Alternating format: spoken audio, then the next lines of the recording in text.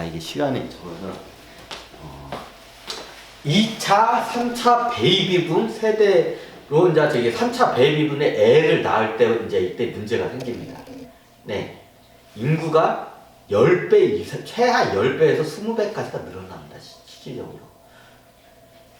1차 베이비붐 그 세대 그때에 비교해서 이게 전쟁이 끝나고 1차 베이비붐이 태어날 때 그때에 비해서 거의 10배에서 20배의 인구가 실질적으로 늘어납니다. 그럼 우리나라는 농업사회니까 예전에 1차 베이비붐 때는 그러면 저기 이게 사람들이 많이 죽어요. 전쟁으로 해서. 그러면 논이나 밭이 이제 농사 지을 수 있는 농지가 좀 남아 돌게 돼 있어요. 왜? 사람이 많이 죽었기 때문에.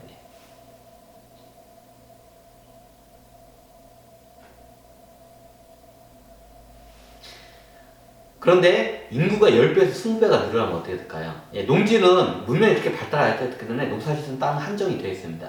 근데 인구는 늘었습니다.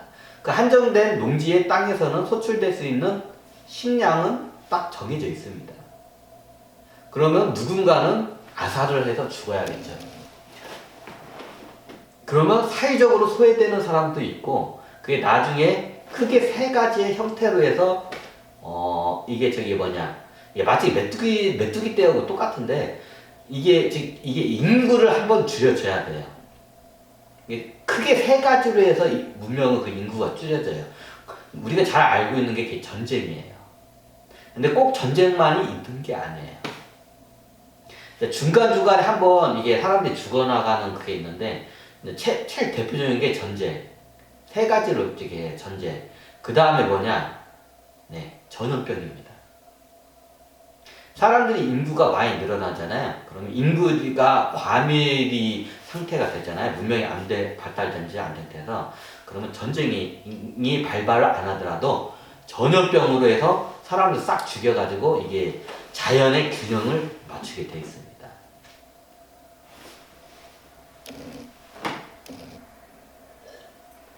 네, 그리고 세 번째가 이제 천재지변이죠. 보통 이제 태풍, 지진, 홍수 여러 가지가 있어요. 이런 게 한 번씩 중간에 인구수를 줄여줘요.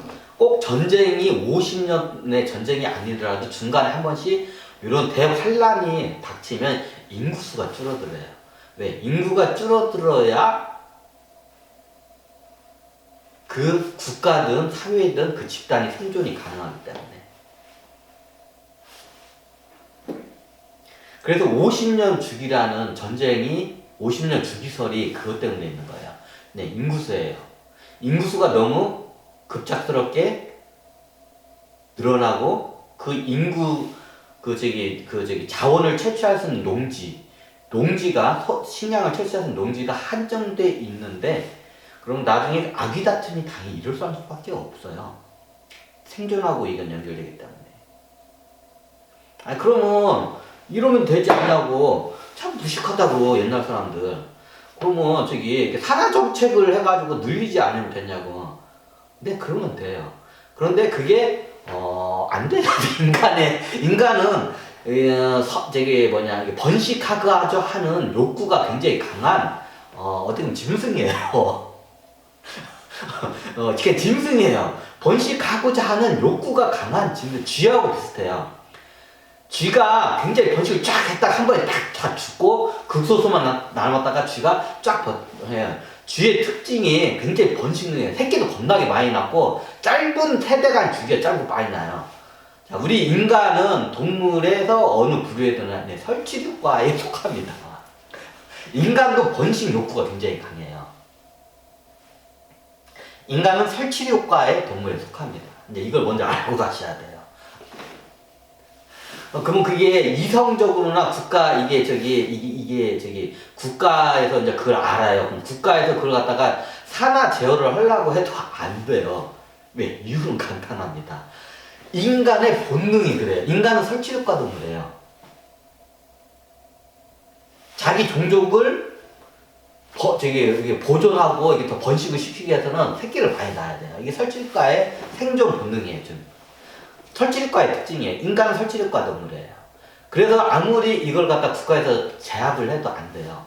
대표적인 게 예전 중국이죠. 옛날에 중국은 법적으로 아예 한 명만 애를 1인당 한 명만 하나 제한을 하기 위해서 한 명만 이거를 저기 한 명밖에 못 낳게 해요. 왜? 인구가 늘어나면 이게 또 전쟁이 일어나고 이게 문제가 생기기 때문에 한 부부당 한 명밖에 못 낳게끔 옛날 산하 정책을 했어요. 옛날 공산국가에서 대부분 했죠. 북한에서 그렇고 대표적인 게 중국은 아예 제도를 해가지고 한 부부당 2명당 한 명밖에 못 낳게 아예 법으로 만들었어요. 그래서 2명, 3명 낳으면 아예 주민등록증이나 이런 사람은 인정을 안 해요. 근데 지금 보시면 중국 인구가 겁나게 늘어났죠. 옛날보다 산하 정책을 그렇게 했음에도 불구하고. 왜? 인간은 설치류과 동물이기 때문에 그 본능에 따라서 움직여요. 그렇기 때문에 그런 제도적인 거나 이런 거로 해서는 잘 이게 안 돼요. 자, 그거를 성공한 부족이 있어요. 이게 성공하는 데가 없어요, 거의. 왜? 인간은 설치류과 동물이고 본능에 아주 충실해요. 이성적인 판단보다도 본능에 더 가깝게 움직여요, 인간은. 대표적인 게 옛날 중국의 그 산하정책을 그 법적으로 그렇게 아주 강압적으로 했음에도 불구하고 인구가 겁나게 지금 15억이죠, 인구가. 그렇게 늘어났죠. 인구는 설치류과 동물이기 때문에 그렇습니다. 근데 그렇게 했기 때문에 진화에서 이게 좀 우위에 쓸 수도 있었던 점도 있어요. 하지만 그것 때문에 굉장히 잔혹한 삶을 살게 돼요. 여러분들이 이런 시베리아 같은 데 뭐 들쥐 같은 데 있잖아. 얘네들이 겁나게 웃겨요. 얘네들은 그 주기가 굉장히 짧아요. 한 1년 주기예요. 그냥 봄, 여름에 애를 싹, 그냥 겁나게 애를 한 몇 달 만에, 쉽게 말하면 쥐 인구수가 몇 달 만에, 한 두세 달 만에 인구수가 10배, 20배, 30배로 막 늘어나, 얘네들은. 걔네들 그래요. 그러다가 언제 죽냐? 네, 겨울이 되면 다 뒤져요. 겁나게 웃기죠. 왜냐면 인간이 거기에 적용하는 게 설치류과. 그러면 다른 동물은 안 그러나요? 예를 들면 육식동물 중에 사자나 호랑이는 이게 새끼를 많이 안 낳아요. 육식동물 잘 보세요. 보통 설치류과 동물들이 새끼를 많이 낳아요. 토끼도 설치류과 동물이죠. 새끼를 많이 겁나게 낳아요. 근데 최상에 있는 포식자 중에 사자, 호랑이들은 이게 한두 마리밖에 보통 안 나요. 한 마리, 두 마리. 왜? 그게 그 생존하는 데 유리하기 때문에.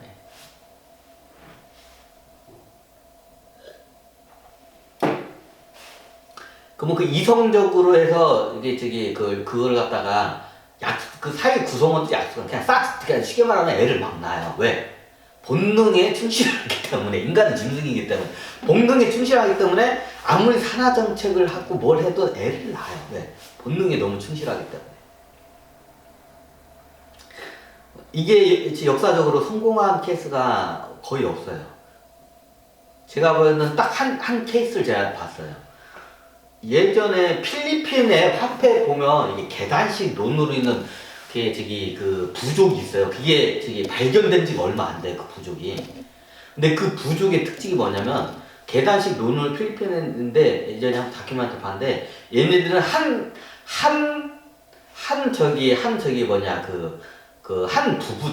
부부는 남자 여자가 2명 있잖아요. 한 부부당 무조건 2명의 아이밖에 못 낳아요. 거기는 그 사회 구성원들이 약속을 그렇게 하고 실질적으로 2명 이상을 안 낳아요. 그럼 어떻게 됐을까요? 네, 농토는 일정한데 1대도 2명, 2대도 2명, 3대도 2명, 4대도 2명, 5대도 2명, 6대도 2명. 인구는 똑같아요. 어차피 1대, 2대, 3대만 살고 이제 나머지는 돌아가시니까 1대, 2대, 3대가 2명, 2명 하면서 똑같아요. 그럼 어떻게 될까요? 네, 전쟁이 일어나고 전염병이 돌 일이 없어요.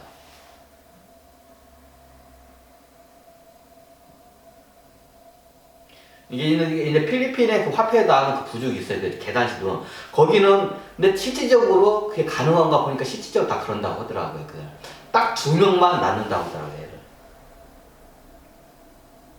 그렇기 때문에 거기는 전쟁이 아니고 오랫동안 그 평화가 유지가 됐던 거예요. 그죠?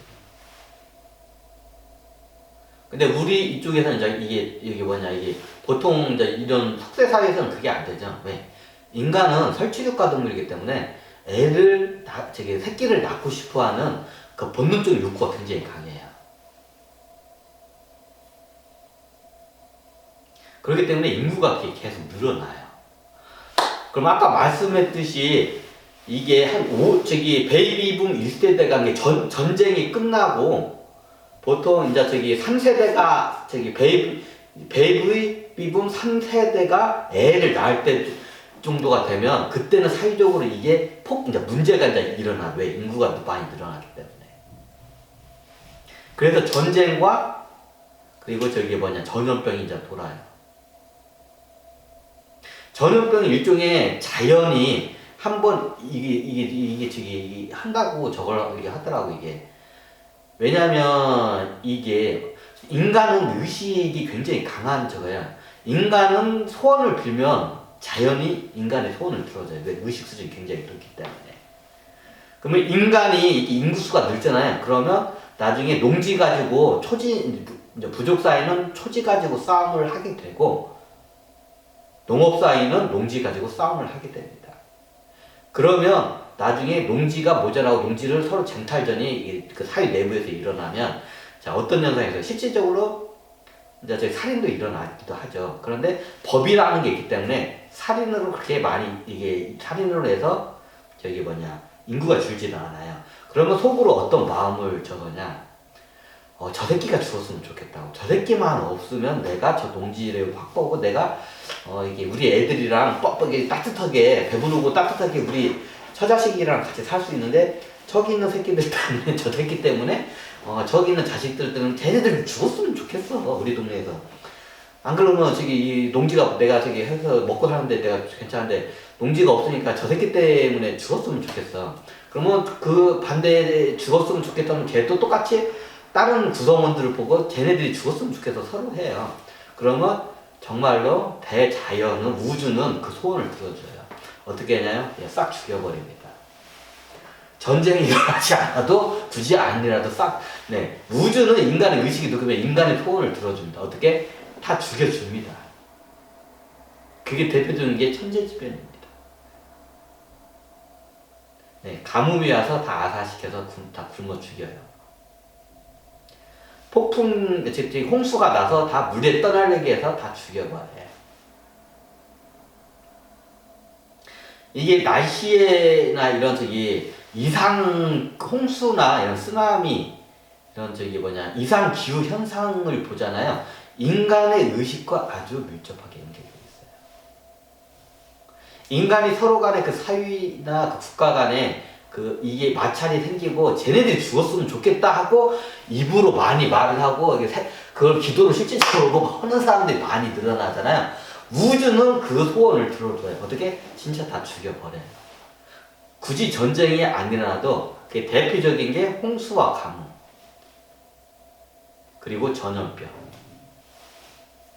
전염병은 인간의 무의식에 의한 병, 일종의 자살병에 가까워져. 인간의 무의식이 불러들이는 자살병이에요. 인간은 내가 이게 뇌의식적으로 내가 살고 싶다고 이렇게 발부둥을 치지만, 무의식이 삶을 포기를 해요. 무의식은 어지간해서 삶을 포기를 안 해요. 이 영도 포기를 하고 무의식도 포기를 해요. 그럼 어떻게 되냐? 인간의 몸에서 어떻게 되냐? 자폭을 해요. 그게 뭐냐? 전염병이에요. 인간의 이게 마음의 병으로 극심하게 이런 스트레스를 받고 죽잖아요. 그럼 그 몸에서 전염병이 나옵니다. 나만 죽을 수 없고 이 사이도 같이 죽었으면 좋겠다 하는 이런 마음을 갖고 있는 사람이 많을수록 그런 전염병들이 퍼지게 됩니다. 그리고 이 몸이 그 전염병에 쉽게 감염될 수 있는 아주 무의식들이 자살하기 좋은 환경으로 처하게 됩니다. 이게 전염병의 원리예요. 전쟁이 일어나면 극심한 스트레스가 발생하잖아요. 전쟁과 전염병이 항상 같이 움직여요. 왜? 극심한 스트레스에 몰리면 무의식이 이럴 바엔 차라리 죽는 게 낫다고 자살 선언을 해버려요. 그럼 제일 간단한 게 뭐냐? 네. 안 그래도 전쟁이나 스트레스 때문에 이게 먹는 것도 이게 영양 상태도 안 좋은데 얘네들이 더 전염병에 쉽게 감염될 수 있는 면역력이 낮은 몸으로 이게 세팅이 돼요. 그러면 외부로부터 전염병이 들어오면 쉽게 죽습니다. 그리고 그 전염병 안에 이게 마음의 병이기 때문에 이게 바이러스가 변형이 돼요. 우리가 생화학 무기 중에 너무 많이 이거 옆으로 세버렸는데 생화학 무기 중에 바이러스를 갖다가 바이러스에서 상대방의 적들을 죽이는 그 생화학전이 있어요. 바이러스전만큼 좋은 게 없어요. 자, 여러분들이 잘 모르는데 바이러스를 어떻게 만드는지 아세요? 간단합니다. 보통 이게 밝혀지지 이게 안 나왔지만 이게 다 지금 저거예요. 우리가 이게 삼상 실험이라 이게 실험을 보통 바이러스를 만들어내면 바이러스의 실험의 대상을 총 3단계로 가요. 이 바이러스 생화학 무기를 개발하는 나라들은 기본적으로 다 해요. 의학회사 같은 거. 첫 번째 쥐한테 먼저 적용을 해요. 왜? 인간을 죽여야 하기 때문에. 인간은 설치류과 동물이기 때문에 최고 쉽고 간단하게 실험할 수 있는 게 쥐입니다. 왜? 같은 설치류과 동물이기 때문에. 바이러스는 같은 종끼리 움직이거든요. 그래서 최고 값이 싼 이렇게 실험체가 쥐예요. 왜? 인간이 설치류과 동물이기 때문에. 쥐가 설치류과야 저거고. 그래서 첫 번째로 쥐로 실험을 합니다. 일단 두 번째가 뭐냐? 연장류입니다. 인간과 제일 비슷한 침팬지, 오랑우탄, 고릴라, 원숭이. 보통 원숭이를 많이 하죠. 왜냐면 다른 연장물은 귀하기 때문에. 보통 쥐, 그 다음에 연장류. 세 번째가 뭐냐? 최종적으로는 인간한테 이걸 했을 때 치명적으로 이게 치명적으로 죽일 수 있려면 인간한테 이게 직접 적용해서 실험을 해봐야 돼요. 일명 마루타라고 하죠. 우리가 그거를 갖다가 이게 총 3단계로 가요. 그러면 우리가 이런 바이러스전 하면 이게 기본적으로 이게 전 세계 바이러스 생화학 무기가 다 있어요. 바이러스 퍼뜨리는 게. 바이러스가 제일 효율적이에요. 원자 폭탄보다 더 효율적인 게 바이러스예요. 왜? 터뜨리면 알아서 번식해서 다 죽여버리니까 적국들은. 그럼 최종적으로